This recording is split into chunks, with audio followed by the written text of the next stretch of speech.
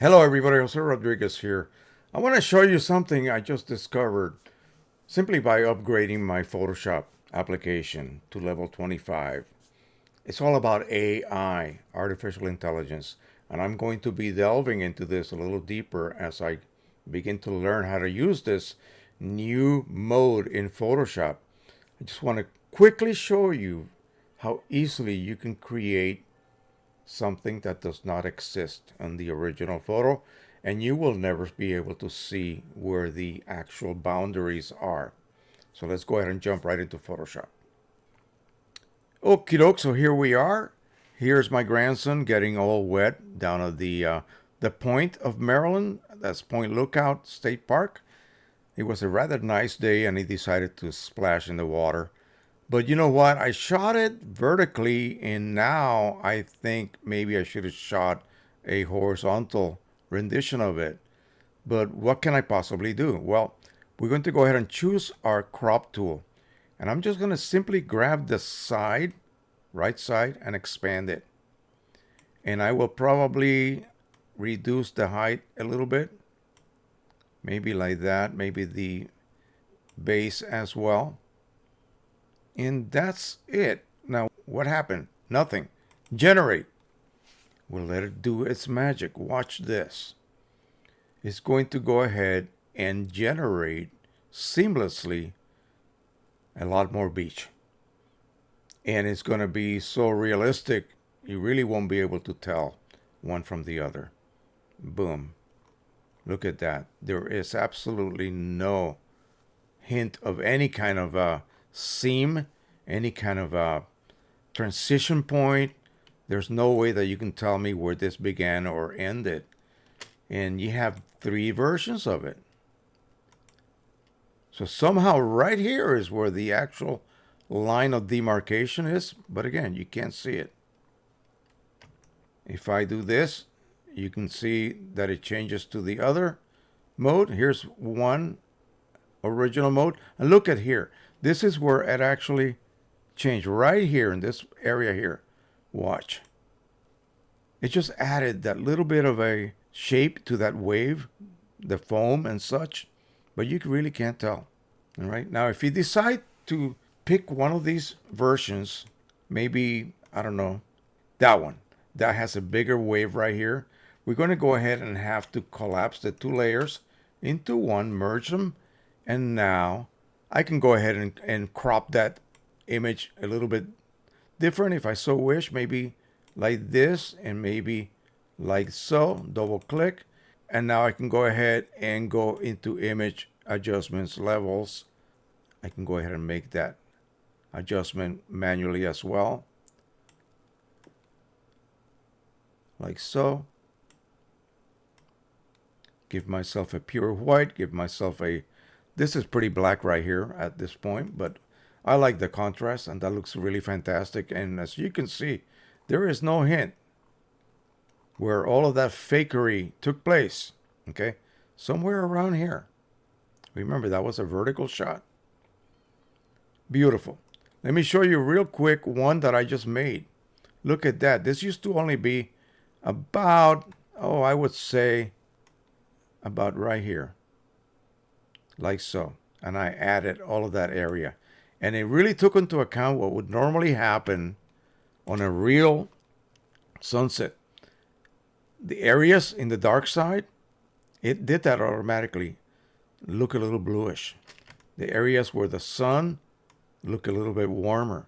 And again, on this area here is becoming bluish. Let's go ahead and open something else. How about him here being goofy? Again, notice the horizon is not level. Okay, let's see what happens. Let's see what happens in that case. Let's see if it can fake an unlevel horizon. Who knows? They say that you should, straighten your horizons before you perform this operation, but we'll see. It didn't matter. It created a crooked horizon. And what is that? Like a little island down there? Yeah, sure it is.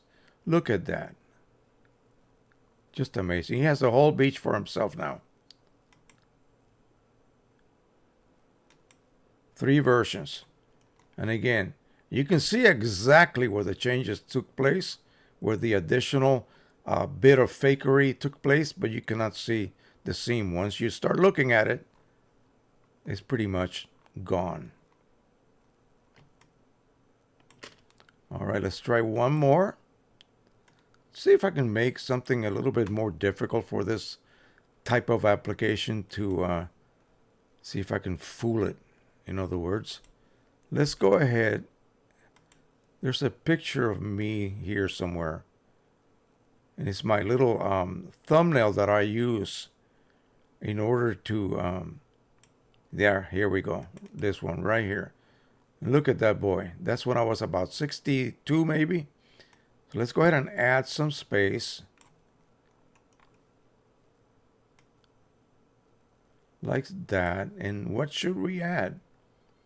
I'm gonna type in forest or trees. We'll do forest. And hit generate. This is in my backyard. You can see the old fence that used to be there.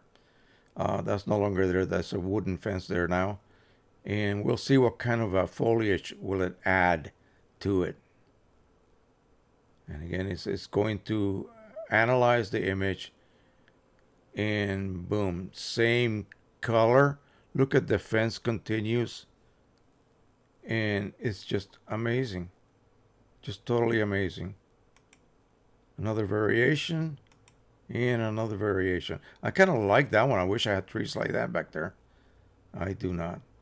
So this is truly amazing. I should stop, but I just cannot bring myself to stop. Let me do one more.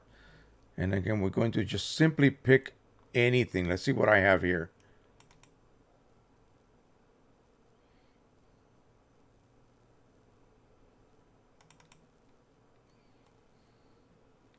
I'm going to really test this system. This is an aerial shot with my drone. This may not work, but we're going to try anyway.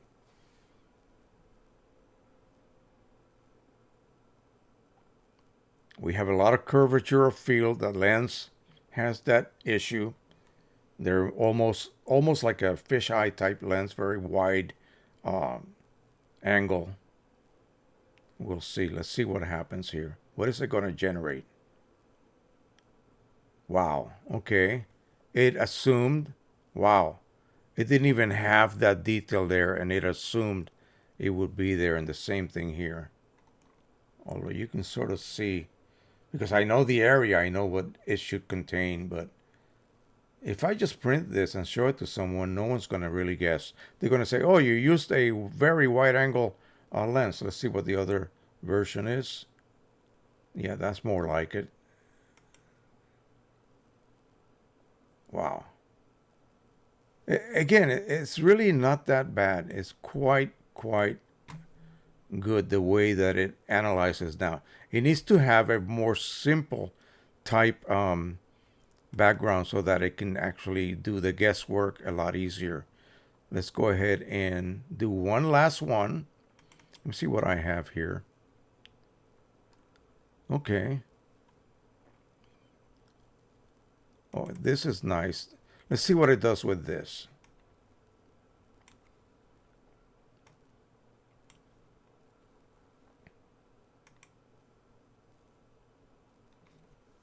I'm going to give us a nice, scary rendition, panoramic view of this original view.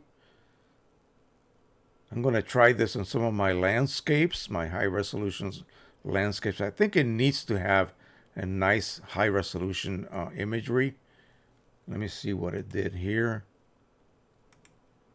Oh, I kind of like that, but this is a little bit better.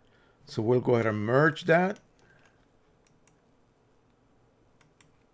And then I'm going to crop these little areas here because, of course, that's just not quite right. Right about like that. How about that? Boom. You would never know. I swear. So if you own Level 25 Photoshop, this feature will be included. So explore it, learn about it, It can be used for many different applications on your images, landscapes, that sort of thing. Now, later on, I'm going to be exploring other aspects of it, and we'll be doing some more videos. So until now, please subscribe, share, and like. And as always, happy printing, everyone. Bye-bye.